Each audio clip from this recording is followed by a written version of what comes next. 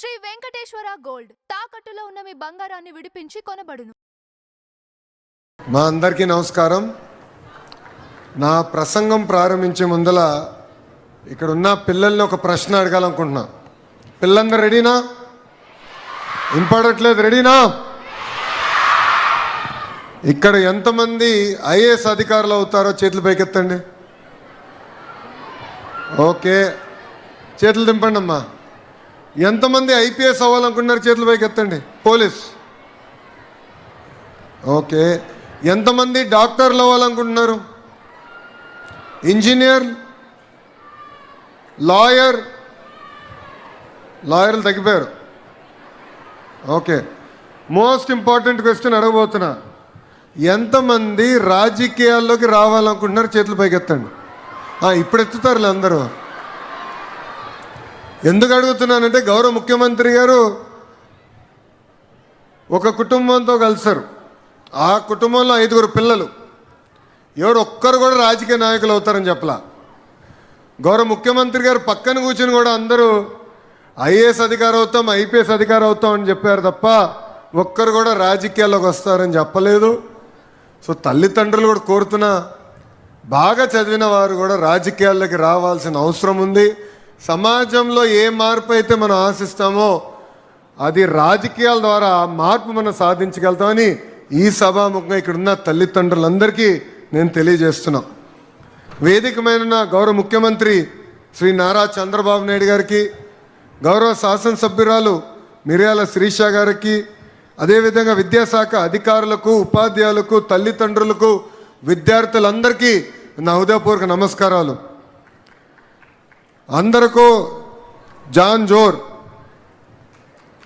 అందర్ సాయి మిందిరా.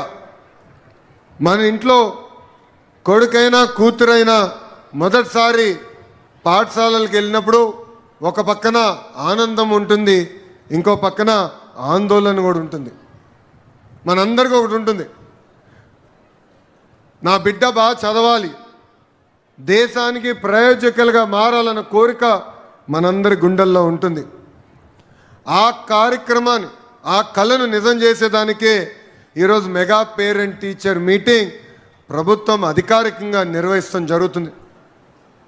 ఇక్కడనే కాదు, 43,000 పాఠశాలల్లో లక్షలాది మంది తల్లిదండ్రులు, పిల్లలు, ఉపాధ్యాయులు కలిసికట్టుగా కూర్చుని మన పిల్లలు ఎక్కడ చదువుతున్నారు, ఏం చదువుతున్నారు, రాబోయే రోజుల్లో ఏం సాధించాలనుకుంటున్నారో చర్చించేదానికే ఒక అద్భుతమైన వేదిక ఈ మెగా పేరెంట్ టీచర్ మీటింగ్. నేను విద్యాశాఖ మార్చులైనప్పుడు గౌరవ ముఖ్యమంత్రి గారు ఒకే ఒక హామీ ఇచ్చా. ప్రభుత్వ పాఠశాలలకి పూర్వ వైభవం తీసుకొచ్చే బాధ్యత నేను తీసుకొస్తానని ఆనాడు గౌరవ ముఖ్యమంత్రి గారు నేను హామీ ఇస్తాను జరిగింది. దాంట్లో భాగంగా ఈరోజు మనం 2వ అడుగు వేస్తున్నాం. ఈ ప్రయాణం కేవలం ఒక లోకేష్ వల్లనే సాధ్యం కాదు. తల్లిదండ్రులు, విద్యార్థులు, ఇంకో పక్కన మాకున్న అద్భుతమైన ఉపాధ్యాయులు, ముగ్గురం అనుసంధానం అవుతేనే నేను ఏ మార్పు అయితే ప్రభుత్వ పాఠశాలలో సాధించాలనుకున్నానో, తీసుకురావాలనుకున్నానో అది నేను చేయగలుగుతాను. రంపచోడవరం నియోజకవర్గంకి వచ్చినప్పుడు నాకు నూతన ఉత్సాహం వచ్చింది. ఈ నేలలోనే పోరాటం ఉంది, ఈ నేలలోనే పౌరుషం కూడా ఉంది. స్వాతంత్ర సమర యోధుడు అల్లూరి సీతారామరాజు గారు నడియాడిన నేల, గొప్ప నేల రంపచోడవరం. గిరిజన ఆత్మగౌరవానికి పోరాడిన గొప్ప నేల ఈ రంపచోడవరం గడ్డ. రంపచోడవరం అడవుల్లో అల్లూరి సీతారామరాజు గారు స్వాతంత్రం జ్యోతి వెలిగించారు. ఆ జ్యోతి దేశభక్తిగా ఆనాడు మారింది. ఒక అల్లూరి సీతారామరాజు గారు, గత్తం దొరగారు, మల్లు దొరగారు, కొమరం భీం గారు చేసిన పోరాటాలే ఇక్కడున్న విద్యార్థులందరికీ ఒక మార్గదర్శకం. ఇక్కడ నేను చూసా గిరిజనులో ఒక పట్టుదల, ఒక మాటలో చెప్పాలంటే మొండితనం ఎక్కడ ఉండదు. కష్టాన్ని నమ్ముకున్నవారు, భూమిని నమ్ముకున్నవారు. కానీ వాళ్ళందరి లక్ష్యం ఒకటే, మనం పడిన కష్టాలు మన పిల్లలు పడకూడదు, పిల్లలు బాగా చదవాలి, ప్రయోజకులుగా మారాలి, దేశాన్ని మార్చే పరిస్థితి తీసుకురావాలనే లక్ష్యం ఇక్కడున్న గిరిజన తల్లిదండ్రులందరిలో ఉంది.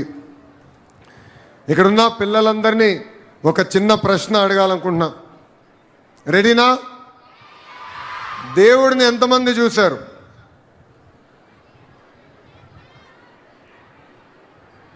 చూడకపోయినా మనం దేవుడు నమ్ముతున్నాం కదా.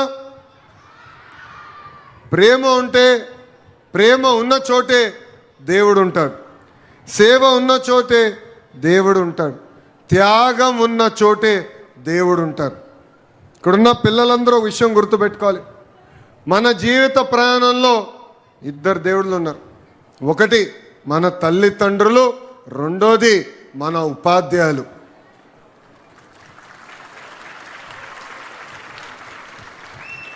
ఈరోజు తల్లికి వందనం కార్యక్రమం కేవలం ఒక సంక్షేమ కార్యక్రమం మాత్రమే కాదు. ఈ కార్యక్రమం ద్వారా తల్లిని గౌరవించాలి, ఉపాధ్యాయుల్ని గౌరవించాలి, వాళ్ళ దగ్గర నుంచి మనం చాలా నేర్చుకోవాలి. వీళ్ళందరినీ అనుసంధానం చేసేదానికే ఈ కార్యక్రమం మనం చేశాం. అందుకే తల్లిల ఆశీస్సులు ఎప్పుడు మనకు ఉండాలి, గురువుల ఆశీస్సులు ఉంటే భవిష్యత్తు కూడా చాలా బాగుంటుందని ఈ సభాముఖంగా పిల్లలందరికీ తెలియజేస్తున్నాం. ఇక్కడ మనందరూ తెలుసు, డాక్టర్ ఏపీజే అబ్దుల్ కలాం గారు రాష్ట్రపతిగా దేశాన్ని ముందలు తీసుకెళ్ళిన గొప్ప వ్యక్తి. ఆయన ఒక సాధారణ కుటుంబంలో జన్మించిన వ్యక్తి. కానీ ఆయన ప్రభుత్వ పాఠశాలలో చదివినప్పుడు ఆయన గురువు సుబ్రహ్మణ్య అయ్యర్ గారు పక్షులు ఎలా ఎగురుతాయని కేవలం క్లాస్ రూమ్లో చెప్తమే కాదు, సముద్రం దగ్గరికి వెళ్ళి ఆయన చూపించారు. అది చూసిన అబ్దుల్ కలాం గారు నేను ఒక ఏరోస్పేస్ ఇంజనీర్ అవ్వాలని ఆలోచన ఆ రోజు ఆయన మనసులో పడింది. అక్కడి నుంచి ఒక మిసైల్ మ్యాన్గా ఏకంగా భారతదేశ రాష్ట్రపతిగా ఎదిగిన గొప్ప వ్యక్తి అబ్దుల్ కలాం గారు. ఆయన ఎంతోమంది అడిగారు ఈ స్థాయికి వచ్చిన కారణం ఏంటి, ఎవరు ఆశీస్సులతో మీరు ఈ స్థాయిలో ఉన్నారంటే, ఒక పక్కన మా తల్లి, ఇంకో పక్కన మా ఉపాధ్యాయుల వారిని నేను ఈరోజు ఈ స్థాయికి వచ్చానని చెప్పిన గొప్ప వ్యక్తి ఏపీజే అబ్దుల్ కలాం గారు.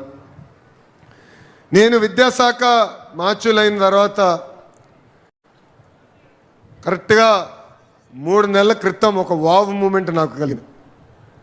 నేను మొదటి పేరెంట్ టీచర్ మీటింగ్లో గౌరవ ముఖ్యమంత్రి గారు విషయంలో హామీ ఇచ్చారు. సార్ ఈరోజు పేపర్లు ఎప్పుడు చూసినా లేదంటే టీవీ ఛానల్లో ఎప్పుడు తిప్పినా ఏకంగా 1, 1, 2, 2, 3, 3 అని ర్యాంకులు వస్తాయి. అది కేవలం ప్రైవేట్ పాఠశాలలకే వస్తున్నాయి. నాకు 2 సంవత్సరాలు ఇవ్వండి, ప్రభుత్వ పాఠశాలలు కూడా అంత అద్భుతమైన ర్యాంకులు నేను తీసుకొస్తా, ఆ పిల్లల ఫోటోలు నేను పేపర్లో వేస్తానని చెప్తాను జరిగింది. ఈరోజు ఈ వేదిక నుంచి గౌరవ ముఖ్యమంత్రి గారికి నేను తెలియజేస్తున్నాను. సార్ మొన్న జరిగిన 10th క్లాస్ ఇంటర్ ఫలితాల్లో ప్రభుత్వ పాఠశాలలో చదివిన పిల్లలు అద్భుతమైన ర్యాంకులు సాధించారు. ఆంధ్ర రాష్ట్ర చరిత్రలో ఎప్పుడు లేని విధంగా ప్రభుత్వమే పేపర్ యాడ్ ఆ పిల్లల ఫోటోలు వేయించి ఎక్కడ కానీ గౌరవ ముఖ్యమంత్రి గారి ఫోటో కానివ్వండి, మంత్రి గారి ఫోటో కానివ్వండి, ఎవరు ఫోటోలు లేకుండా అద్భుతంగా యాడ్ వేసి ప్రభుత్వ పాఠశాలలకు ఉన్న గౌరవాన్ని కూడా ప్రభుత్వం పెంచింది. ఈ విజయం కేవలం ప్రభుత్వాన్ని మాత్రమే కాదు, ఇక్కడ తల్లిదండ్రులు పిల్లల కష్టం చాలా చాలా ఉందని ఈ సభాముఖంగా తెలియజేస్తున్నా. ఆ రోజు యాడ్ చూస్తే నాకు నిజంగా కిక్ వచ్చింది, ఒక బాధ్యత కూడా నాకు పెరిగింది. ఇంకా మార్పులు తీసుకురావాలి, విద్యా వ్యవస్థని పటిష్టంగా ముందరికి నడిపించే లక్ష్యంతో మేము అనేక అడుగులు వేస్తున్నాం. అందుకే ఇక్కడున్న పిల్లలందరికీ చెప్తున్నా, మీకు మంచి మార్కులు వస్తే నాకు మంచి మార్కులు వచ్చినట్టు. మీరు ఎగ్జామ్స్లో పొరపాటున దారి తప్పితే గౌరవ ముఖ్యమంత్రి గారు నాకు దెబ్బలేస్తారు, నన్ను వదిలిపెట్టరు.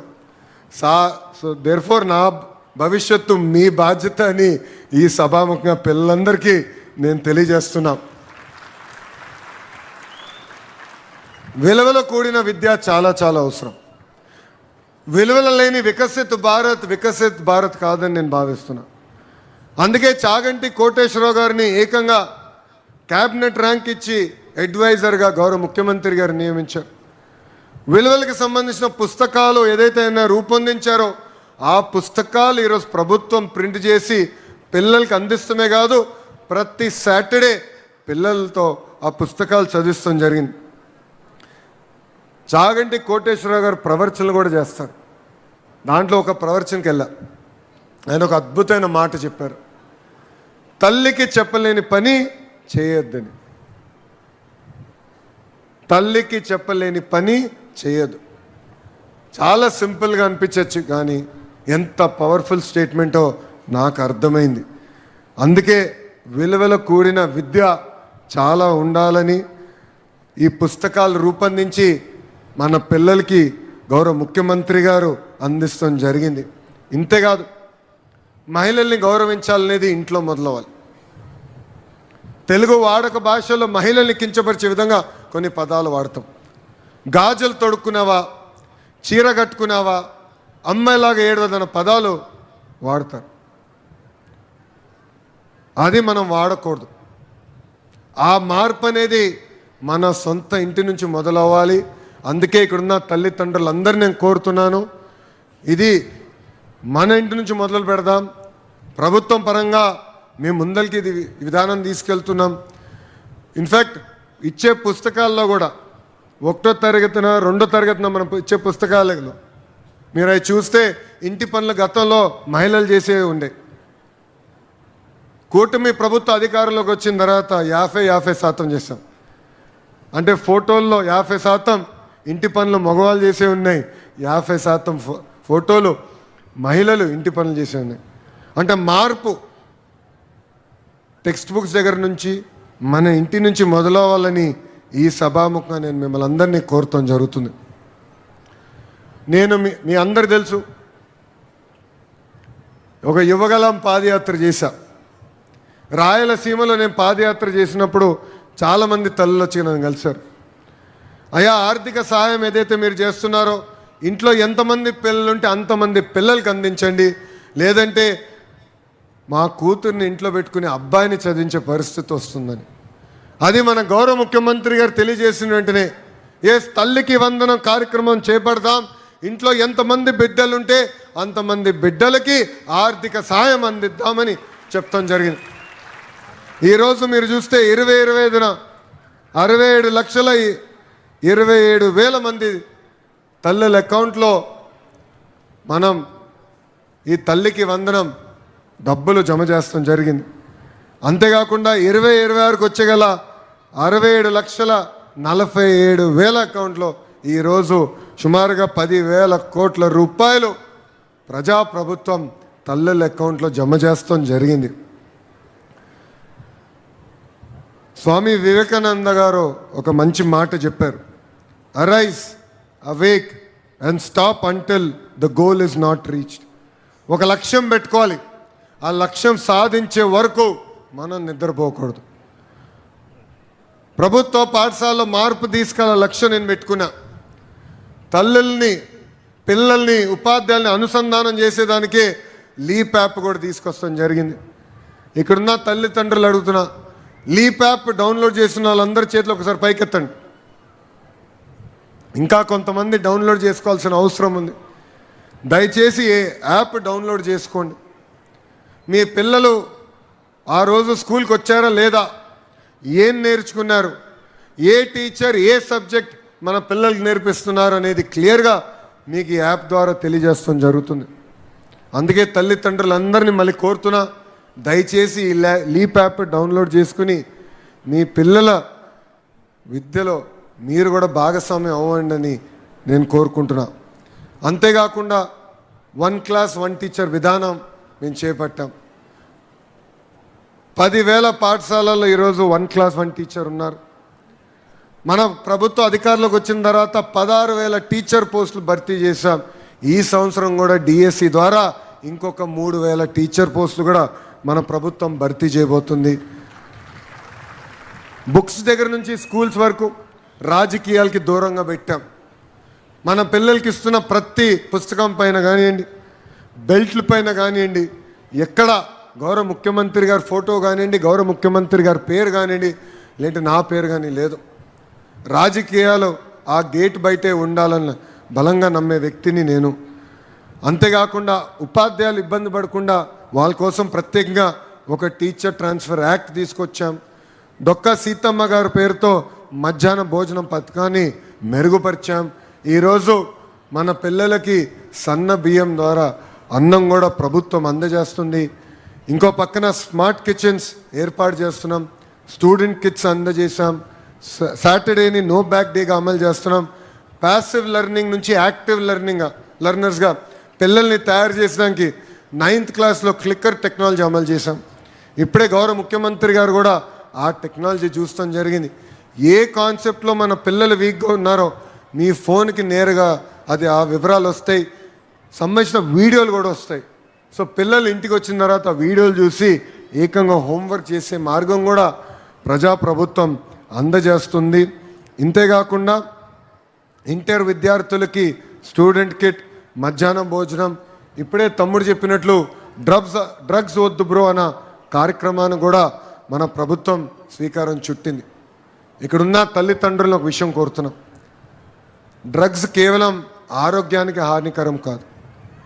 డ్రగ్స్ అనేది ఒక కుటుంబాన్ని నాశనం చేస్తుంది, ఒక తరాన్ని నాశనం చేస్తుంది.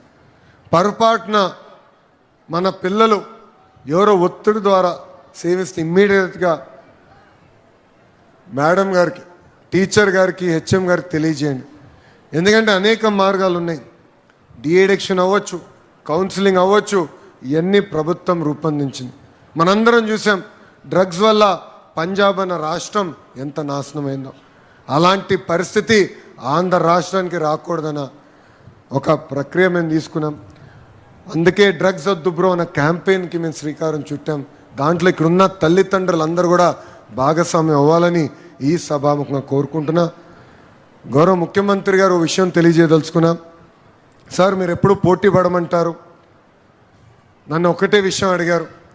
ఎప్పుడైతే ప్రభుత్వ పాఠశాలలు బలోపేతం అవుతాయో ఆటోమేటిక్గా తల్లిదండ్రులు వాళ్ళ పిల్లల్ని ప్రభుత్వ పాఠశాలలకు పంపిస్తారని మీరు చెప్తాం జరిగింది.